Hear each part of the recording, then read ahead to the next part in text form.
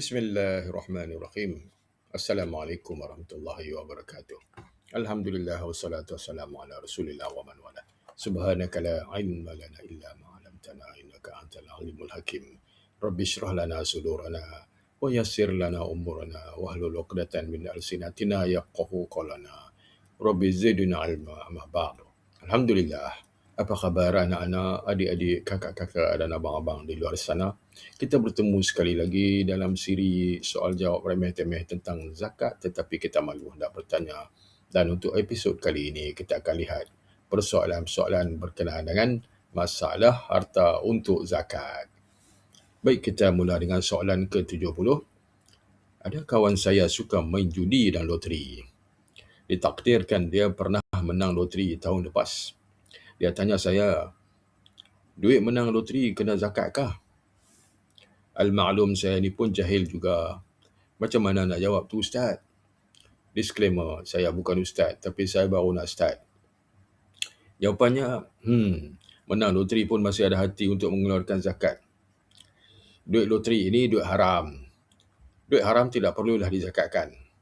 Diriwayatkan satu sabda Nabi SAW yang bermaksud, tidak seorang pun yang bekerja untuk mendapatkan harta dengan jalan haram, lalu dia bersedekah padanya agar dia diberkati padanya.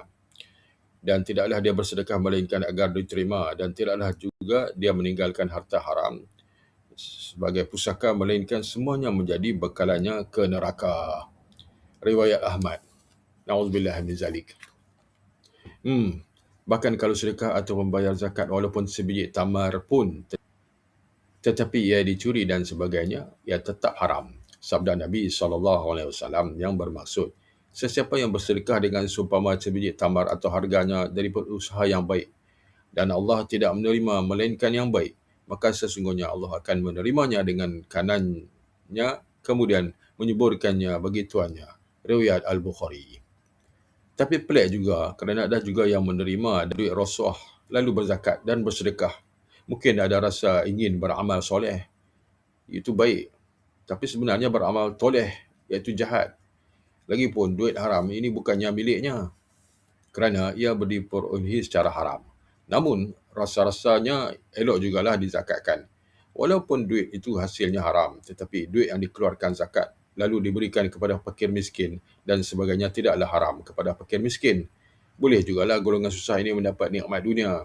Entahlah, ini hanya sekadar pendapat sahaja. Soalan 71. Soalan ini malu sikit nak tanya ni. Saya dah tolong seorang mendapatkan projek balak.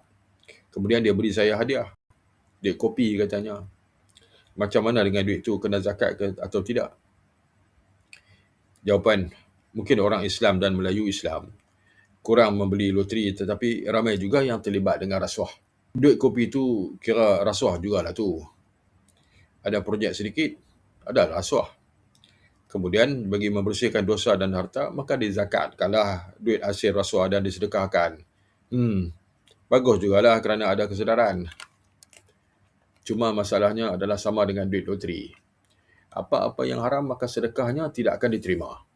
Allah hanya menerima benda yang baik. Sabda Nabi SAW. Maksudnya, sesungguhnya Allah itu baik dan Allah tidak menerima melainkan benda yang baik. Riwayat Tirmizi. Soalan ke-72. Haji Seman meninggal dunia sebelum sempat menunaikan zakat. Bagaimana hukum hutang zakatnya? Jawapan, biasalah hidup zaman moden ini mesti berhutang. Kalau tak berhutang, jatuhlah standard. Biasanya masyarakat memandang tinggi dan respek kepada orang yang menggunakan kad kredit berbanding orang yang membayar secara tunai. Tapi dalam banyak-banyak hutang, kita lupa hutang kita dengan Allah yang perlu dibayar. Antaranya kewajipan zakat. Oleh kerana hutang, ia wajib dibayar. Walaupun sudah mati, harta pusakanya hendaklah dibayar zakat tertunggak sebelum diagihkan kepada waris. Ini mesti menjadi keutamaan ahli keluarga si mati terdekat. Kasihan si mati kalau tidak ditolong bayar hutangnya, sama ada hutang dengan manusia ataupun dengan Allah. Sabda Nabi SAW yang bermaksud, maka hutang kepada Allah lebih berhak dibayar. Riwayat Bukhari. Oleh itu menjadi pendirian sebagian besar ulama bahawa zakat tidak gugur dengan kematian. Hutang tetap hutang. Soalan 73. Jiran saya baru meninggal dunia. Setelah diperiksa, maka ternyata dia masih ada hutang dengan seseorang. Dan juga ada zakat yang belum dibayar. Kira hutang lah. Jika waris hendak membayar hutang-hutang tersebut, mana yang lebih diutamakan? Jawapan, biasanya ada yang berhutang dengan manusia dan berhutang zakat. Harta pun tak banyak. Jadinya yang mana dulu hendak dia dahulukan? Bayar hutang dengan manusia atau bayar hutang zakat dahulu? Ada ulama yang berpendapat bahawa hutang zakat hendaklah didahulukan. Kemudian barulah hutang manusia. Ada juga pendapat sebaliknya, kerana hak manusia dibina keazaman, manakala hak Allah dibina atas keringanan. Dalam hal ini, kalau waris mampu menyelesaikan hutang si mati dengan cara yang baik, maka ia adalah afdal. Bukan berebut harta si mati, tetapi mencari hutangnya untuk dilunaskan. Soalan ke-74. Sekarang ada macam-macam barang mewah. Ada kereta rumah, peralatan rumah dan sebagainya. Kalau kereta mewah, macam mana zakatnya? Jawapan, antara syarat harta ialah harta yang berkembang, iaitu harta yang boleh mendatangkan hasil dan pulangan. Nampaknya kereta, rumah tempat kediaman, perkakas rumah seperti peti sejuk, perakam video, TV, radio dan sebagainya bukanlah harta yang berkembang. Walaupun nilai harga kereta mungkin puluhan ribu ringgit, bahkan ratusan ribu ringgit, tak adalah zakat yang diwajibkan. Kalau hendak bersedekah, ahlan wa sahlan. Baik, subhanallahu ta'ala alam. Sekian saja persoalan-persoalan berkenaan dengan harta untuk zakat. Semoga ada manfaat bagi kita semua. InsyaAllah, apa yang baik itu daripada Allah Subhanahu Wa Taala dan apa yang tidak baik itu daripada kelemahan diri saya sendiri. Untuk episod yang akan datang, insyaAllah kita akan lihat persoalan-persoalan berkenaan dengan pembahagian zakat. Jadi, sehingga bertemu lagi, saya usahakan dengan wabillahi taufiq wal hidayah. Wassalamualaikum warahmatullahi wabarakatuh.